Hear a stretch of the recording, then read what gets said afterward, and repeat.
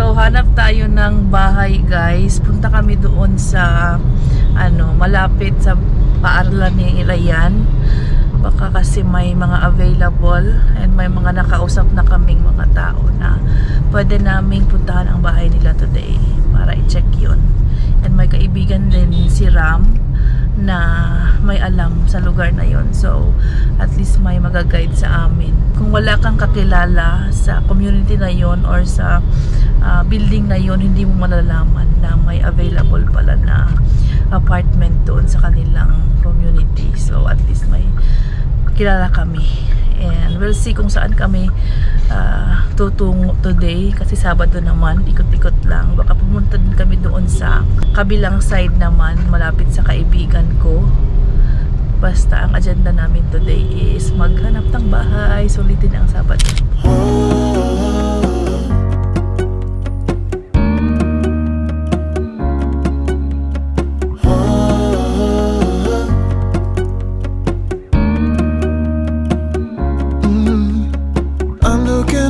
From my window, sun's coming up like the day before. You're like a stone on my pillow. I don't make a sound when I shut the door. Ayan, malapit na kami, guys. Ryan, if you want some snacks, available, okay? Beside you, sandwich, your biscuits, egg, diba? We came prepared, guys. Okay? Pero Ryan just had his breakfast, so later? Ayan yung kaibigan ni Ram, guys. Maraming mga under construction pa din na mga community dito. So pinapakita lang niya. Pero marami pang iba. Siguro this is 5 or 10 minutes lang sa ni Ryan. Paaralan niya. Sabi ng kaibigan ni Ram, guys, yung mga alam niya, 2 buwan yung kailangan bago pwedeng lumipat. Kailangan na namin lumipat nga. Siguro mga end of November, diba? So, we'll see. Iikot-ikot muna kami dito malapit sa paaralan ni Ryan kung makahanap kami ng mga paskil na available for rent. Dito kami sa school ni Ryan. May iti-check kami sa admission.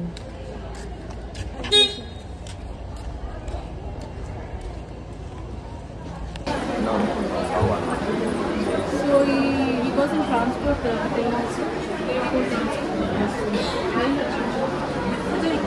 I think they're starting admission already na for next year. These are new kids. Huh? Huh? Sorry? Last week there were so many people. Yeah, so many people. Ito, guys, kailangan namin na card para masundo si Ryan. Kasi ngayon, nagbabus siya, diba? School bus. Lilipat na kami. So, kailangan ako na or si Daddy Ram ang maghahatid sa kanya.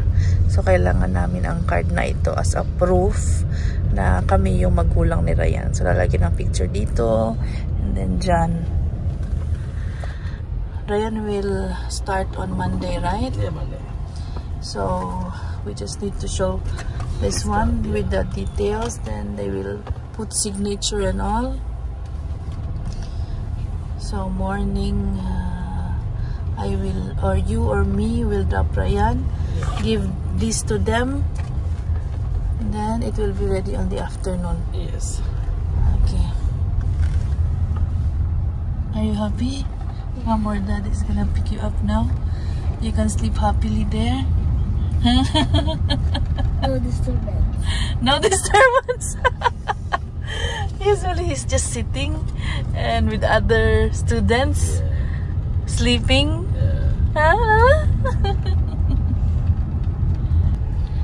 Dito din, may mga available na community, mga building.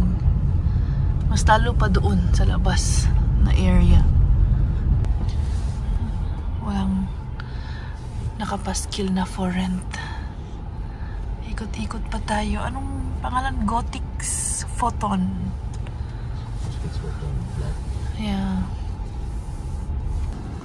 Ito, bagong building. Pero I think it's not yet done. Yeah, okay.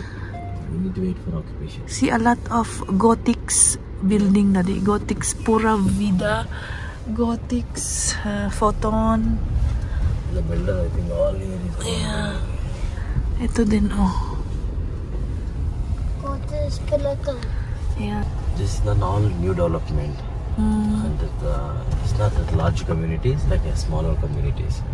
That's why the roads are not really, Complete proper roads. Oo. So many, baby. But the connectivity is difficult. If it rain, One flooded little dirty roads, that's all. One flood.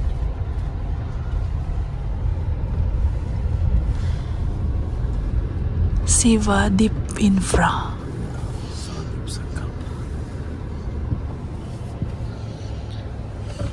We'll go that side.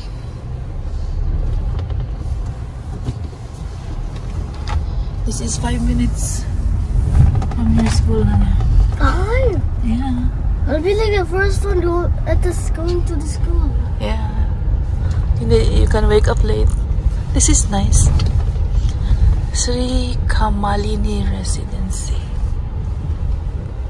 Chicken it's like what? It's all like one floor, one flat. Dead end na ito. Another dead end. Labas na tayo. Doon sa main road there is big gated community, baby. Yeah, starting. That area will be nice once the proper roads and drainage is done. It's nice buildings, everything. Yeah. Ito yung malaki-laking community dito, guys. MySpace. Yeah, that one. Mas maliit siya as compared sa community namin, pero okay na. Ang problema kasi, mahirap ngang malaman kung may available ba na apartment doon sa kanilang community. Kasi usually, internally na lang nila ini-spread yung vacancy. Right, maybe like our flat also, because of Ram's cousin, kaya nakuha namin yung flat na yon. And they did not even have the chance to post it somewhere kasi sinabihan namin na kukunin na namin ang flat. So most probably other communities also like that, right? So mahirap pag wala ka talagang kakilala sa community na gusto mong tirhan, hindi mo talaga malalaman kung may available ba sila. Kaya struggle is real talaga pag naghahanap ng bahay. You want sandwich, Sheila? Yeah. You, Daddy? I don't Egg? You want egg? No, that also. So what do you want first? Egg or sandwich?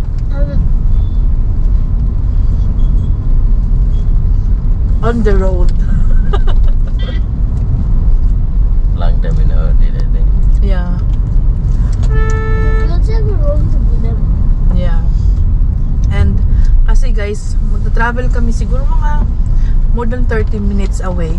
May i-check kami doon malapit sa mga kaibigan ko. Medyo malayo sa school ni Ryan, pero may option kasi kami na ilipat din ng paaralan si Ryan doon banda. So we'll see. Pinag-iisipan pa rin namin, pero hanap-hanap muna kami ng bahay din doon. And we wanna save time, so on the road kain tayo. Is it good, Nana? Ayan, dito na kami, guys. Daming malaking building dito. Actually, this is the new road, right, Ate?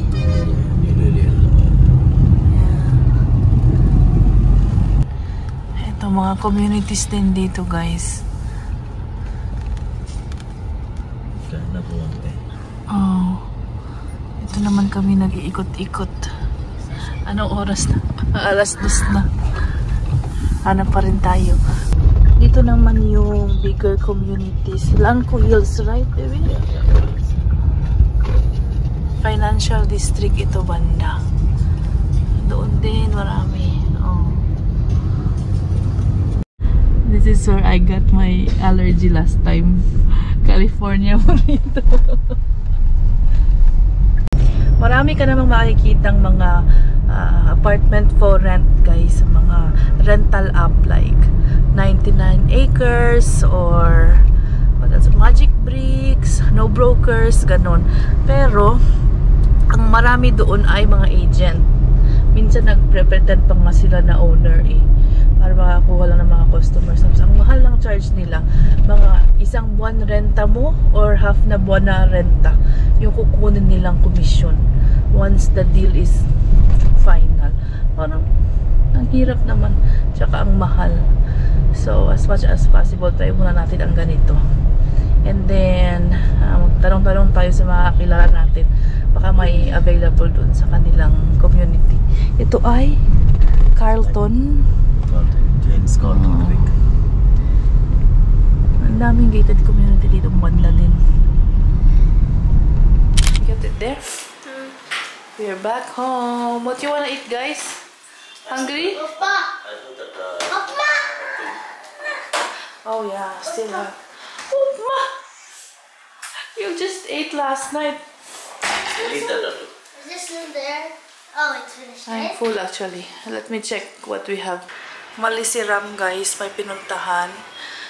Kanina, mga 1 hour lang siyang nagstay dito sa bahay and then umalis ulit.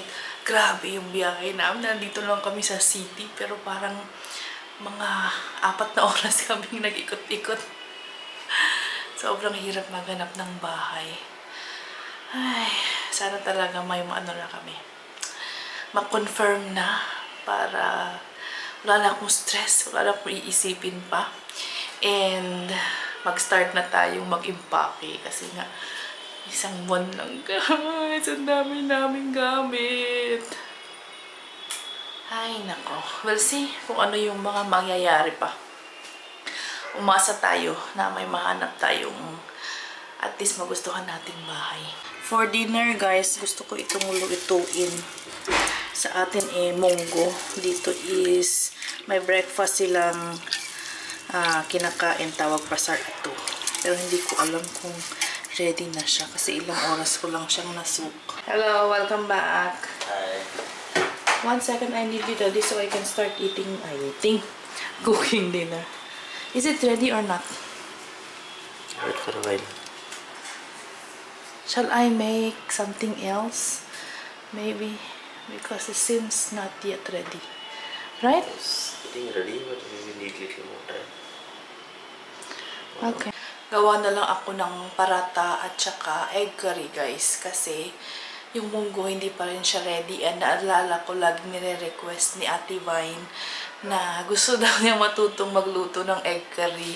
So, papakita natin sa full video na ito. At si Ate Vine, nasa Singapore na sila. Dati kasi nandito sila sa India.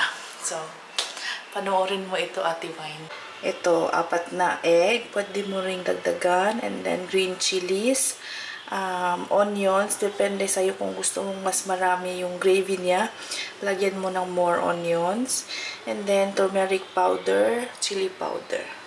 Yan, pag mainit na ang oil, mainit na nga ba? Open na yan. Lagay ang green chilies and onion. Fry lang. Napakasimple lang ito. Then, pag ready na, lagyan na natin ng konting turmeric powder at chili powder.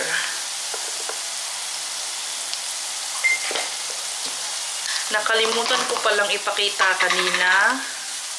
Salt din. Tansya-tansya lang yan, guys. Mamaya i-check natin. And then after that, tubig. Nakalimutan ko rin sabihin kanina. Ano ba itong tutorial na ito? Basta, manood ng mabuti. Let it boil. Nag-boil na siya, guys.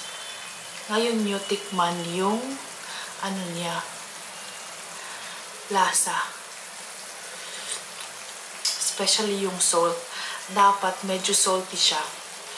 Kasi ilalagay nyo pa yung itlog, diba? Dapat maalat-alat. Lagay na natin ang itlog, guys.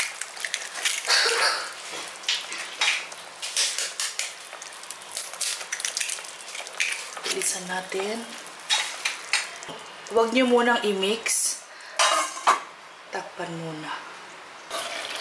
Yan. Pag medyo buo-buo na siya, after 5 minutes siguro, pwede nyo na siyang ihalo-halo. I'm so scared. My little helper is scared. As I'm long as you're not touching this, you're good, Nana. so. See? Oh my god! If I keep my hand to the stick, I can feel the heat. Oh, the egg yolk. Oh, it looks so delicious. You wanna be a cook or not? Yeah, of course I want to be a cook. Then it's part of being a cook. Hot surface. Oh my god! I can see already. It's already forming. See? Yeah. Ganda na siya, guys. Then, let's cover it again once na medyo na halo-halo na siya. Yan, mamaya ulit. Halo na naman. Now this is the last step. After we remove it, you can eat. Yeah. And then, of course, tikman nyo ulit.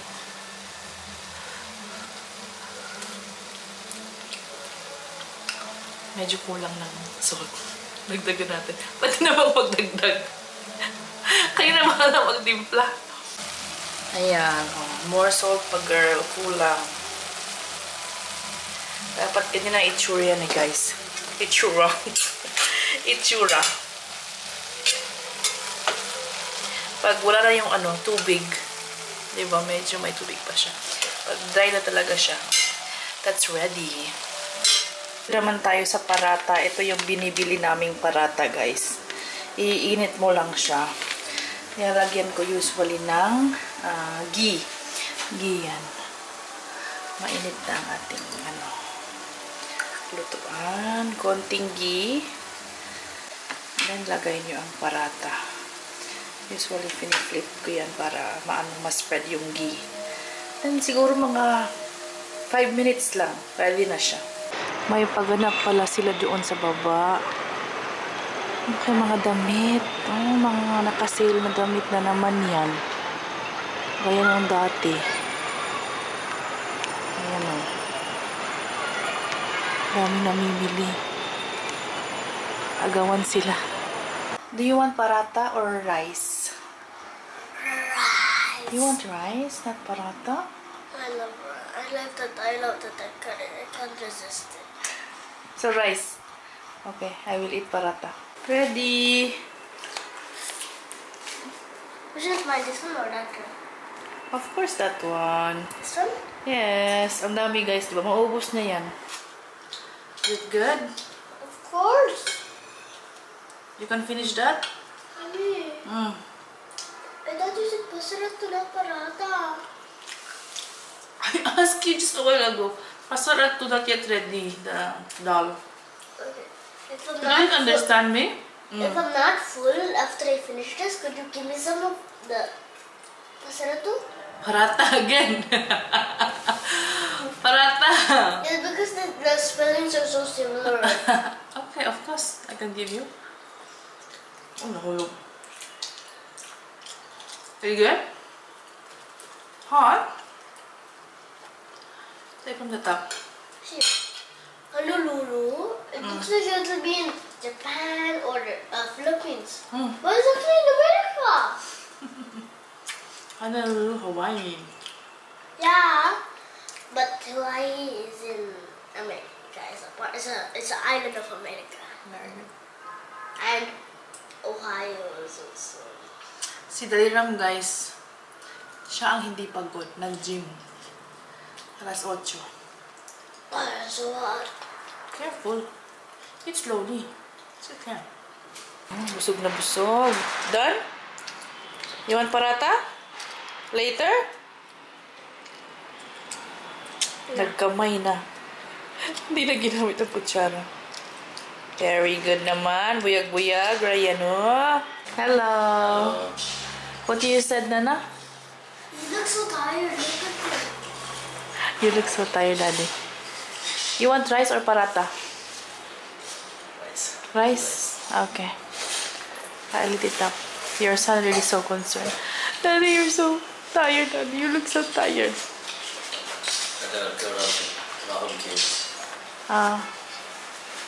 But you did 1 hour only, right? 1 hour only. We're doing it like I usually do 2 class per class only, right? I told him, what is this? Not enough. Then the last one he changed 8 round burpees. Oh my God, you make other people also suffer. 20 seconds, 10 seconds, rest 20 seconds, 8 rounds. That's why heart rate up like anything. Ryan, come on. Stop, let's go to bedroom na. Let's go. Say bye to guys first. Bye guys. Like, share, subscribe, like, share, ring the bell icon. Bye. See you guys. Peace.